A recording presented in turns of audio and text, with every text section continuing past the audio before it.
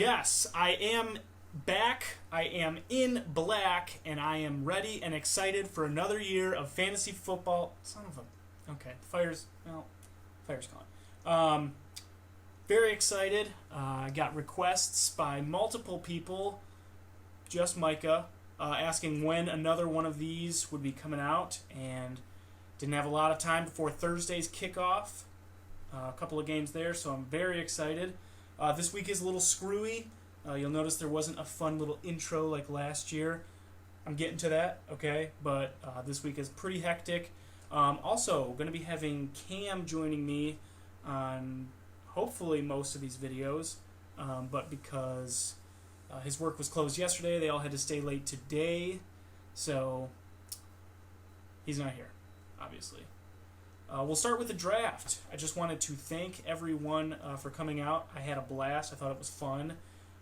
Thank you to Jessica for making those brownies. Obviously, those were tasty. I had really fun doing the draft. That's why we do the offline draft. I think it's a blast. And we also kind of have to do it because our trading draft picks makes everything so screwy. But I think it went great. I think we are behind all of the drama that was at the beginning of the season. But I do want to make a point about that, and it is for 99% of the debatable topics that come up in our league, I reach out to all of you to get your opinions on everything, because I want your opinions. I want this to be a democracy, and that's why I get your votes on everything. And sometimes I think that actually causes more of a problem, and it escalates problems, and escalates issues because people, don't know how to take either criticism, or some people don't know how to give their opinion without sounding like it's criticism, that type of thing. No big deal, though. We're all past it. I'm excited for this year. Just know that my goal is to include all of you. I was excited, so I did pee myself a little bit, but it's all good. Didn't pee myself. These videos are going to be a little bit different from last year. I'm just trying to get through all these points. They're going to be a little bit different from last year. I'm going to be edgier, and I'm going to call people out, and I'm going to curse. So that was missing from last year's. I think it's going to give it a little bit of spice, a little pizzazz. So if any of you are either at work or around small children, I will give you a few seconds to turn this video off or plug in some headphones.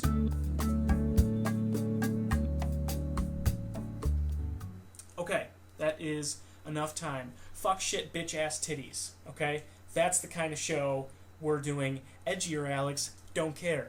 Alright? So, there's that. This is a train wreck.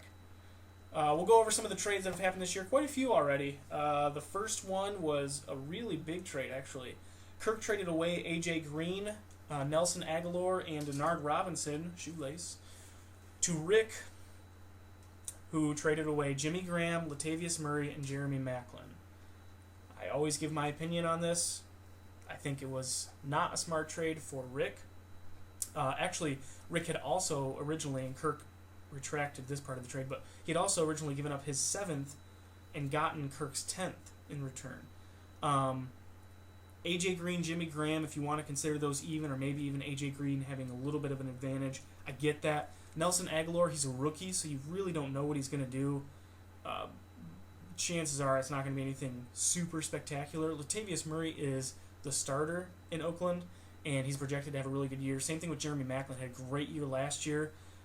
He's the only real great wide receiver in Kansas City, so they're going to force feed him the ball. Denard is maybe number 2 on the depth chart right now, but he's going to barely get any playing time, so I really disliked this trade. I thought it would have been a little bit more even if Rick gave up a lower draft pick and got one of Kirk's higher ones, but for Rick to give up the higher of the two and get a lower one back, I thought was completely backwards. Basically, if you were to look at just the players, I think Kirk comes away with an advantage. And so the reason that we have the draft picks available for trade is because Kirk should come away with the advantage. So let's try to balance it out. Let's have Kirk, forced to give up a 7th or something like that, and Rick give up his 10th. That should have made it more fair. But regardless, they retracted the draft pick, so it was just A.J. Green, Nelson Aguilar, Denard Robinson for Jimmy Graham, Latavius Murray, Jeremy Maclin. I don't think it was a smart trade. I know we all say, well, it's just projections, you never know. That's true, but right now, before the season has started, projection, that's all we have to go off of. So it does kind of matter if you look at the projections. I traded with Nate. I traded DeAndre Hopkins, Vincent Jackson, and a third-round pick for Alshon Jeffrey. I understand that I gave up quite a bit, but the way that I looked at it, Vincent Jackson, I was probably never going to play him. He was on my bench, and I prefer Steve Smith over Vincent Jackson. Steve Smith has a proven Super Bowl winning quarterback throwing it to him. Vincent Jackson has a rookie quarterback, a good quarterback, but a rookie, and so I don't think he'll have quite the year that some people expect. But DeAndre Hopkins, again, he had a great year last year, but he was very streaky. He had like a 30 in a 20-point game, something like that really sort of skewed his stats. And with Brian Hoyer throwing to him, I'm just not sure. Granted, last year was Fitzpatrick, nothing great either, but there's some question marks with that. So the third round, I think, gave a little bit of security to Nate. Nate gave up Alshon Jeffrey. I think Jay Cutler, you'll hear me say this throughout the season, hopefully. Jay Cutler's a good quarterback, in my opinion. Very comparable to Matt Stafford. They're basically the same quarterback statistically, and if you look at their mechanics, Jay Cutler has a strong arm, so does Matt Stafford. Both make not great decisions. I think Matt Stafford just has more to work with. So anyways, I think Alshon's going to have a great year. Alshon could have a bad year, but his ceiling could be top 10 wide receiver, and that's why I gave up a little bit more than most people probably thought may have been equivalent, but I think it worked out for us both in the end. Then Micah and Tony traded. Micah traded away Martavis Bryant. Tony traded Michael Floyd, I like it for both guys. Micah gets a little bit of longer term, he gets some of the more immediate benefits with Michael Floyd. Tony gets the longer term benefit after suspensions and everything with the Steelers. I think Martavis Bryant's going to be pretty good, but he's just going to have to wait a little bit. So I think it works out for both. And then a pretty big one, Jessica and Justin. Jessica traded away Mark Ingram and Jordan Cameron to Justin for Rob Gronkowski and Devontae Freeman. At the time, I thought Jessica was definitely getting the advantage, but because trading away Mark Ingram would have left her with almost no running back, I think that's what actually made it kind of difficult. And Jordan Cameron could do really well week one. Some people are saying he'll be the week one MVP for tight ends. I don't know how long term that's going to last. Mark Ingram, you got a couple of question marks with CJ Spiller there. Devontae Freeman just found out today he's not even going to be the starter, so maybe it is going to turn out to be in Justin's favor. But for Jessica, considering she didn't have a true number 2 keeper last year, I think getting Rob Gronkowski at the very least gives her a solid keeper for next year if she needs it. And then last, certainly not least, Cam and Tony. Tony getting another trade. Cam trading away Michael Crabtree, who I think will have a very good year. And return, Cam got Jonas Gray and a 5th-round pick. Jonas Gray has, since we know, been cut by New England. I think it's kind of a win-win for Cam because he has LeGarrette Blount. So Jonas getting cut means hopefully more carries for Jonas. And really, Cam was, I think, doing it for the 5th round. But I think it worked out for both guys. Okay. I guess next we can just go over the matchups. I love that we're starting with divisional games. It makes this week, week 1, that much more important. Micah actually gave me his predictions as well, which just throws another factor into the mix. It's nice for me to, instead of just compare my own picks, compare them to what somebody else is thinking. So first up, myself against Justin. Both myself and Micah have me winning. I can't give any reasoning for Micah, but I think that Justin's team will be good. But with no Le'Veon Bell and no Gurley, I think it'll take a little bit of time. Jessica against Rick. Micah and I were split on this one. I think that Jessica will win. I'm picking her, but having Giovanni Bernard and now Devontae Freeman as your starters is really scary. There's not a lot of depth there. Micah's actually going with Rick. He kind of wanted to have one upset pick, which kind of shows you his rankings, I guess, if that's his upset pick. But he's picking Rick to win that matchup. Dave against Cam. Both of us are going with Cam. It's actually really intriguing because Cam and Dave have the top 2 quarterbacks, and I don't think there's usually a big difference between quarterbacks, but you have to see those 2 at the top. There's a huge difference, especially with 6 points per passing touchdown. Both guys are able to get out of the pocket if they need to, and both teams have players, so both Cam and Dave have players on their roster that are against poor defenses. But I'll go with Cam to win this. I think he has a little bit stronger team, but I think it'll be really close. Tony against Micah. We are split on this one as well. Micah picked himself. I'm going with Tony. I guess if you want to call that an upset, I think Tony actually has a pretty good team. I think it's a better team now than what I originally thought at the draft. A lot of question marks for Micah, and that's why I'm going with Tony. Will Sam Bradford be a good fit with the Eagles? Is Melvin Gordon going to play well, especially at the beginning of the season? Same thing for Amari Cooper, another rookie. Is he going to play well beginning of the season, second-year quarterback? A lot of question marks, especially for week one, not able to see how everything falls into place. So I'm going to go with Tony. Nate Termel against Tyler. I got to be careful to throw the last name with the two Nates. We both picked Tyler to win. I think Tyler has a great team this year. This appears to be the closest matchup on ESPN, or at least according to ESPN based on projections. But I think Nate Termel's guys are getting projections that are a little bit too high for them, at least for week one. So I'm going to go with Tyler. Kirk against Nathan Marchini. I love Nate's team. I have no idea why I'm making this pick. It is a complete gut feeling. I like Kirk's team too. It's a complete gut feeling. I'm going with Kirk to win.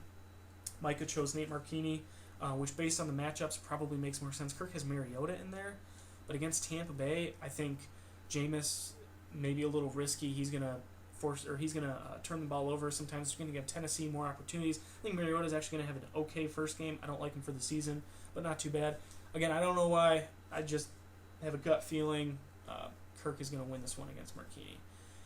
And then one other thing that I wanted to do, again, since most week Cam is going to be here, Cam and I did a two-person, sort of like a FanDuel draft. It was kind of like an auction draft. We took $200, which is what ESPN gives you as a standard auction value, and we took all of the players that ESPN has and what their dollar value should be, and him and I did a snake draft, and we each picked some players that had to fit within that $200 salary cap. So we're going to have these rosters for the rest of the year, and it's just kind of a bet between him and I to see who has the better team out of the two. It's just something else to throw into the video, I guess a filler for weeks that it's going to be slow. Not everybody makes dumb picks, so to call people out all the time, it's not that easy, so this will give us a chance to talk about something else. So anyways, I had the first pick, but it was snake, so I had 1. Cam had 2 and 3. I had 4 and 5, etc. So with the first pick, I chose Adrian Peterson at $54. Cam then chose Le'Veon Bell at $55. And then he took who I was about to take, which was Arian Foster. And you guys might be thinking, why would you choose Arian Foster that early? It's because Arian Foster, because of the injury, ESPN has him for only $11. So that is a complete bargain depending on when he gets back. We can't do any add or drops, so neither one of us had Alfred Blue, so basically Arian Foster's got to sit on his bench until he's healthy, so there's a little bit of risk, but $11, that's a bargain. So my next two picks, I went with Frank Gore at $19, and then the Seattle defense at $2. If you look at all the other defenses, some of them were $1, some of them were $0. Buffalo was $2. I just thought for only $2, why not get the definitively best defense in the draft? Frank Gore also, I think he'll have a great year. So then Cam went Rob Gronkowski for $43, which seems hella high for a tight end. And then he went with Amir Abdullah for only $3, which is I was hoping Amir was going to fall to me, so he's already taken 2 of the guys that I wanted. Amir Abdullah, I can't assume that you all heard, but you probably heard that he's going to be getting the bulk of the carries, not Joik. Joik's going to just be getting goal line. So that's a great pick for $3. So then I went Matthew Stafford for $0. I'm not a huge fan of Matthew Stafford. You'll hear me say that all season. I hope he proves me wrong. But for $0, I think that's a good backup quarterback or even starting quarterback, depending on the matchup. And then I went with Lamar Miller, who was $29. Cam then kind of matched me on the whole free quarterback thing, and he went with Sam Bradford for free, and then Chris Ivory for $10. I thought that was pretty expensive for Ivory, but if he does stay healthy, he does prove himself the first couple of weeks, I think it'll be a good pick. So then I decided to spend some more moolah, went with Dez for $42 and LeGarrette Blount for only $7. Now that Jonas Gray is gone, once LeGarrette serves out his, just 1-game suspension, I think he'll come back. I think he'll be really good. So for $7, I thought that was a bargain. It was cheaper than Chris Ivory. I think he'll do better than Ivory, so for me it was a win. Cam then went with Steven Gostkowski. I don't get that at all. It was $1. we're each only going to take one kicker. Is he that much better than Vinatieri, who's also $1? I just don't get it. But he went with it. God bless him. And then he chose the Cardinals defense for $1.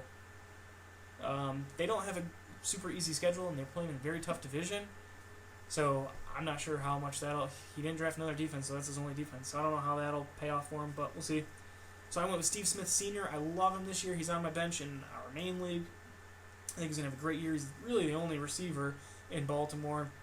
There is a Super Bowl winning quarterback throwing it to him, so I think he will do well in his final year in the NFL. Bought him for $2. Then I picked up Vinatieri for only $1. Then Cam went with John Brown from Arizona, $4. And then he spent some big money, Antonio Brown, for $51. So then I went with Greg Olsen, who I think will be not as good as Rob Gronkowski, but for $36 fewer dollars, I think it was definitely worth it. And then I chose Eddie Royal for only $2. I think he's going to have a great year. I like Cutler, despite the turnover trouble. I don't think Cutler is a good... Let me make myself clear. I don't think Cutler is a good football quarterback, but I think he's a good enough fantasy quarterback. So $2 for Eddie Royal, not bad. Then Cam went Macklin for $9, Carson Palmer for free. Not $3, free. I went Dwayne Allen for $1 as my backup. Ryan Tannehill is actually probably going to be my starter. I got him for only $1. Cam went Tyler Eifert for free. Crabtree for $1. I followed it with Carlos Hyde and Jarvis Landry at the end of the draft, $26 and $7 respectively. And Cam finished it up with Isaiah Crowell for $7. So that's our draft for just a two-person, what the hell, why not? I'll put in our fantasy Google sheet, I'll put that on there so people can keep track if they really want to. I wouldn't see why. Speaking of our fantasy sheet, again, keep track of draft picks on there.